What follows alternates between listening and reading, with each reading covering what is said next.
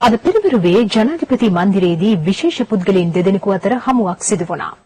ඒ ජනාධිපති මහින්ද රාජපක්ෂ මහතා සහ මරදන් කඩවල යකඩයා අතර. 108 වෙනි වියේ පසු වූ ශාන්ති ආරච්චිගේ ජනදාස ලොහොත් මර්දන් කඩවල යකඩයා ජනාධිපතිතුමා හමු වීමේ අරමුණින් කොටුව දුම්රියපෙළ ඉදිරිපිට සිටින බව නිවුස් ෆස්ට් ඊයේ වාර්තා කළා.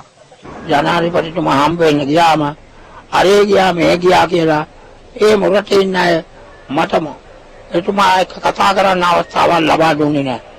එතුමා රැක ගන්නයි මම ගියේ. මට අර වටේ ඉන්න අය යන්න දුන්නේ නැහැ.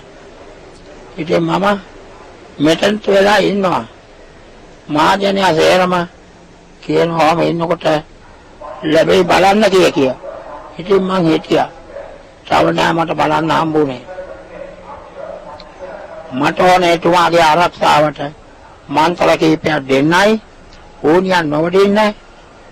අර මෙයා තවත් රහස් වගේක් කියන්න තියෙනවා එතුමාට. අද ජනදාසගේ බලාපොරොත්තු සඵල වූයේ ඔහුට ජනාධිපතිතුමා හමු වීමේ අවකාශ උදා වීම නිසායි. වයස 108ක් වන ජනදාස ජනාධිපතිතුමාගේ උදව්වෙන් අරලියගහ මන්දිරයේ වාඩිගෙන සිය අදහස් ජනාධිපතිතුමන්ට ප්‍රකාශ කළේ තමන් තවමත් ශක්තියෙන් හා මනසින් නිරෝගී බව කාටත් පෙන්වමිනුයි. රට එක්සත් කිරීමේ ජනාධිපතිතුමාගේ වැඩපිළිවෙල අගය කළ ජනදාස පාට පක්ෂ ભેදවලින් බෙදී නොසිට සියලු පක්ෂ එක්ව වැඩ කිරීමේ දිනයක් උදා කර දෙන්නයි ජනාධිපතිතුමාගෙන් ඉල්ලා සිටියා.